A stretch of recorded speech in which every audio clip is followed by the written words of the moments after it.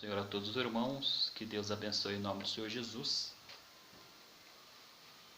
Vamos dar início aqui às lições que já era para ter começado no trimestre, mas devido a tudo isso que tem acontecido por causa da pandemia, nós vamos estar aprendendo através de videoaula, né? Hoje as primeiras duas aulas serão comigo e as próximas duas aulas, vamos ver se algum dos irmãos professores aí, fazem essas videoaulas, para que nós não deixemos de aprender a palavra de Deus. Isso é muito importante. Neste trimestre nós estaremos aprendendo, a igreja eleita. Vamos estar estudando a carta aos Efésios, uma carta que foi escrita por Paulo em prisões, porque ele mesmo se declara embaixador em prisões, e é uma carta tremenda, uma carta que nos ensina a adoração, que nos ensina a busca pelo Senhor, a sermos melhores cristãos. Isso é uma carta abençoada. Eu vou estar lendo a introdução e eu gostaria que você acompanhasse comigo. A Epístola aos Efésios é denominada de a coroa dos escritos de Paulo e ainda de a rainha das epístolas. Então nós já vemos, a sua importância logo no começo aqui da introdução.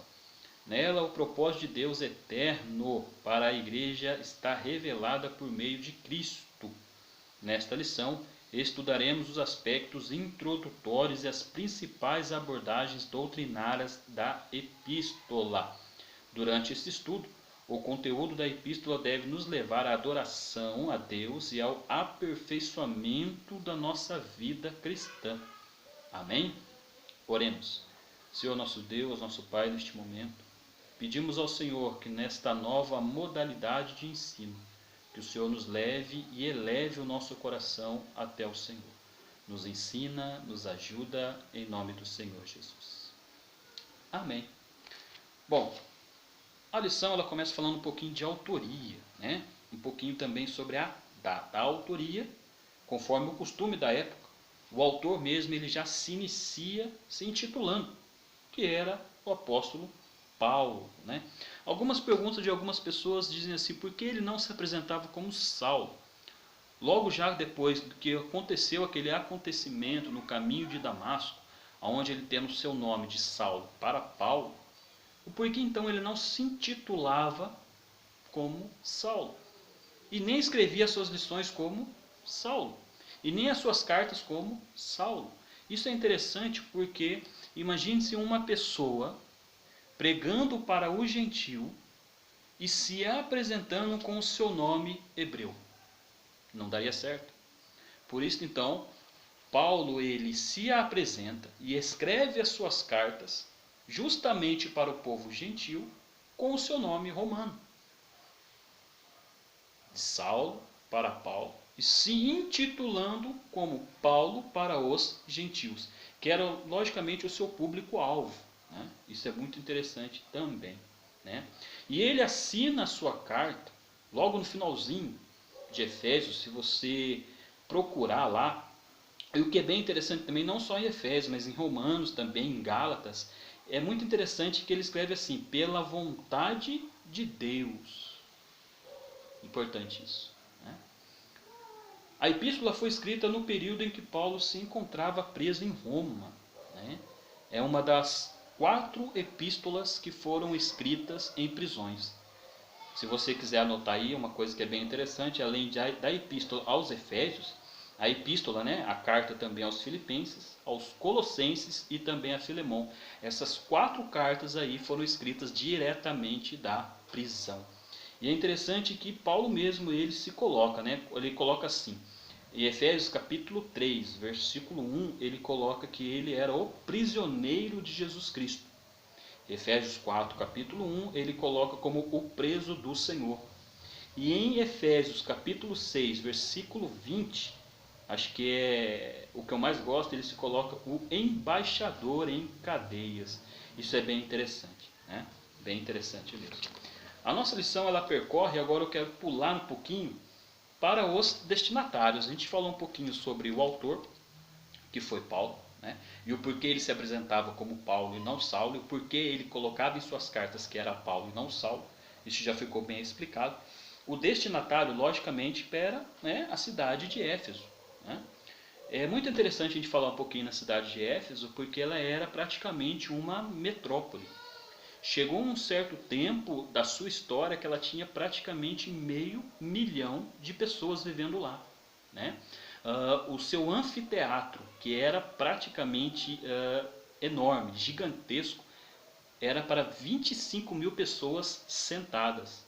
Então a gente percebe que era uma cidade extremamente importante, uma cidade que era turística, né?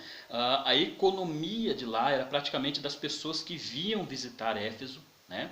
A segunda economia de lá também, que é bastante interessante a gente falar, que além de ser uma cidade turística, era uma cidade que tinha vários artesãos que trabalhavam em prata, né? Eles faziam ali, eles esculpiam na prata muitos ídolos ali. E por isso que é interessante a gente lembrar que quando Paulo chega pregando ali para a cidade de Éfeso, ele não é bem recebido, porque ele chega pregando contra a idolatria, e as pessoas tinham ali ganhando seu dinheiro propriamente com a idolatria, né? Construindo ali muitos ídolos, né? Muitas estátuas.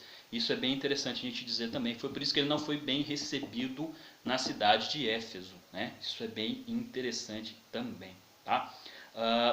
Falando um pouquinho da igreja em Éfeso, Paulo ele evangelizou a cidade e seus arredores durante 3 anos. Então Paulo ele percorre ali, fica ali, e a sua estadia durou praticamente ali 3 anos, né? E fez um grande trabalho ali, um grande formador, um grande pregador, um grande ensinador. Isso também é bem interessante, tá? É muito importante de falar um pouquinho sobre a saudação epistolar. A saudação é a mais breve dentre todos os escritos de Paulo. Ele se dirige aos santos e fiéis em Cristo Jesus, isto é, aqueles que foram separados e consagrados para ser a propriedade exclusiva de Deus. Paulo os cumprimenta com palavras graça e paz, que era muito costume de Paulo.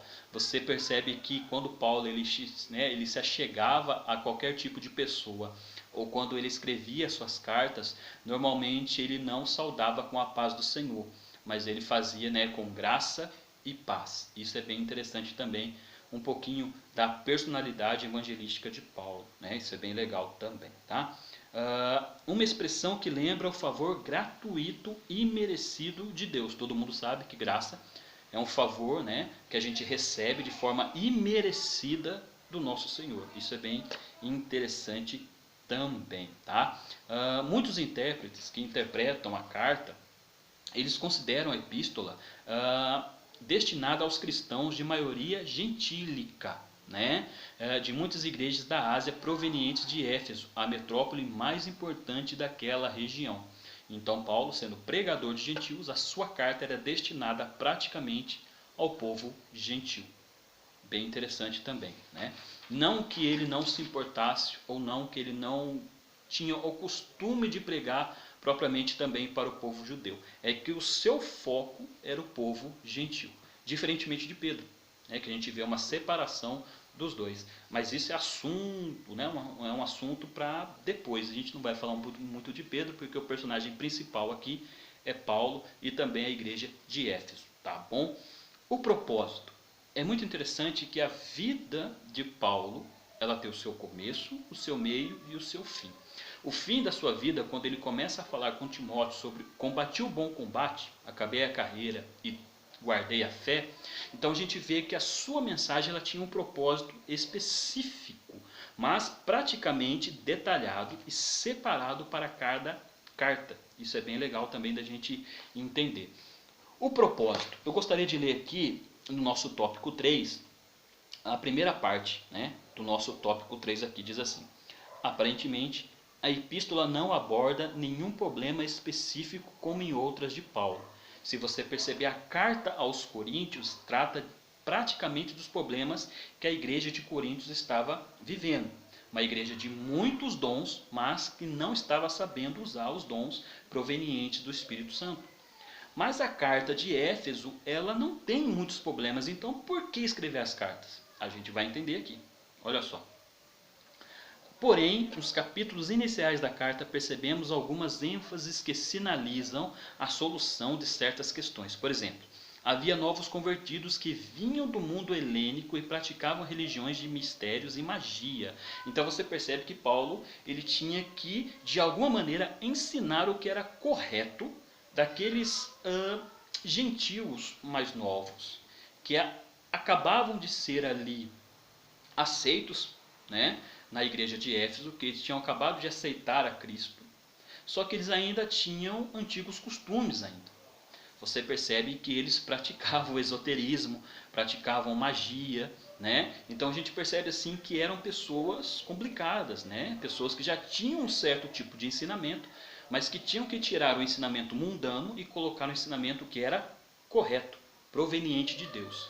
E Paulo ele teve alguma dificuldade, por isso a carta, para que eles viessem aprender a verdade. Tá? Vamos aqui. Havia novos convertidos, bem interessante, mas que agora se reuniam com os santos de Éfeso. Não por acaso, o apóstolo Paulo mostra àqueles crentes que Cristo está no controle do universo inteiro.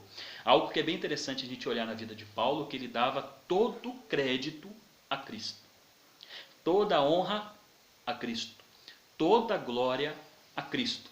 É por isso que ele tinha no seu coração, ele acaba escrevendo de forma muito bonita, porque para mim o que vale é que eu diminua e que o Senhor cresça.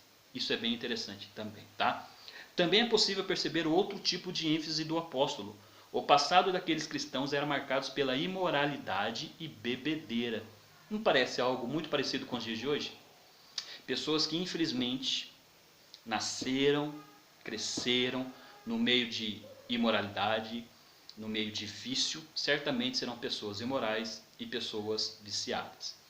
Mas a palavra de Deus, ela nos livra e nos salva de todo pecado. Essa era uma ênfase dada por Paulo em sua carta às pessoas que ainda estavam no meio de imoralidade e também de bebedeiras, tá? Isso é bem interessante. Destaque-se ainda uma preocupação com a unidade e a paz entre judeus e cristãos. Isso é bem interessante, porque parece que algo que acontecia ontem acontece nos dias de hoje. A unidade ela está extremamente enfraquecida no meio do povo cristão. Placas dividem as igrejas, placas dividem o povo de Deus e nós acabamos por não ser uma unidade. Isso estava dentro do coração de Paulo como uma preocupação, como deve estar dentro do nosso também. Nós não podemos viver divididos. Casa dividida não prospera. Nós temos que ser um povo unido em diversas ramificações, em diversos ensinos, mas de forma unida. Eu vou dar um exemplo para você, a visão que Paulo queria ter. Imagine um fogão, 4 bocas, ok? Lá tem arroz, feijão, a guarnição e a mistura. Vamos trazer aqui agora para o meio cristão. Tem lá o pentecostal, tem o neopentecostal, tem o presbiteriano e tem o batista. Cada um com seu tipo de ensinamento, mas todos sendo aquecidos pelo mesmo Espírito Santo. Diferentes, mas unidos. Isso era a visão de Paulo. Isso é bem interessante também. Então ele queria isso. E que ele queria que os cristãos que estavam em Éfeso, que eram nascidos ali, os que chegaram depois, os que acabaram ali tendo a sua conversão, que eles fossem unidos em um povo só. Juntos somos mais fortes. Amém? A mensagem. A mensagem de Éfeso gira em torno de 2 temáticas: a igreja e o corpo. Assim podemos classificar os desdobramentos desses assuntos nos seguintes eixos temáticos: a consumação do plano eterno de Deus na pessoa de Jesus Cristo e a atuação do Espírito Santo como o penhor da experiência de salvação. A reconciliação dos povos por intermédio da cruz de Cristo, a revelação do mistério da vontade de Deus por obra do Espírito Santo, um novo estilo de vida baseado na unidade, foi aquilo que a gente acabou de dizer, na comunhão com o Espírito Santo, na frutificação, na adoração, na intercessão no Espírito, os novos relacionamentos conjugais e a luta contra o adversário. Portanto, a epístola contém uma combinação de doutrina, fé e prática da vida cristã, ou seja, de tudo quanto Deus fez e do que se espera que a igreja faça. Imagine-se comigo, Deus fez, mas ainda aguarda que a igreja faça. É a vontade de Deus. É a vontade de Deus que nós venhamos a nos unir, que nós venhamos a frutificar, que nós venhamos a nos consolidar como um verdadeiro cristão. Então essa carta ela está para lá de boa. Esta lição, esse trimestre vai ser muito bom. Perceba-se que a lição ela deu 15 minutos, porque não tem aquele diálogo de falar, de receber a pergunta e ter aquela explicação. Mas você faça o seguinte na sua casa. Pegue o vídeo, coloque o vídeo do lado, vai acompanhando juntamente com a sua lição. E na parte que você tiver um pouquinho de dúvida, ou que você acabou não tendo uma conclusão do assunto, coloque lá no nosso grupo, coloque a sua dúvida lá, para que a gente responda e para que você não fique aí pensando assim, será que é isso ou será que é aquilo? Mas é uma carta muito fácil da gente entender, né? É uma carta muito boa. Então hoje foi praticamente uma pincelada na primeira lição. Depois nós teremos a segunda, teremos a terceira, teremos a quarta e vamos seguir com o nosso trimestre. Até que tudo isso passe e a gente volte ao nosso cotidiano, né, ao nosso dia a dia normal, com os nossos fazeres aí evangelísticos em nome do Senhor Jesus. Amém? Então, que Deus te abençoe, te guarde, em nome do Senhor Jesus.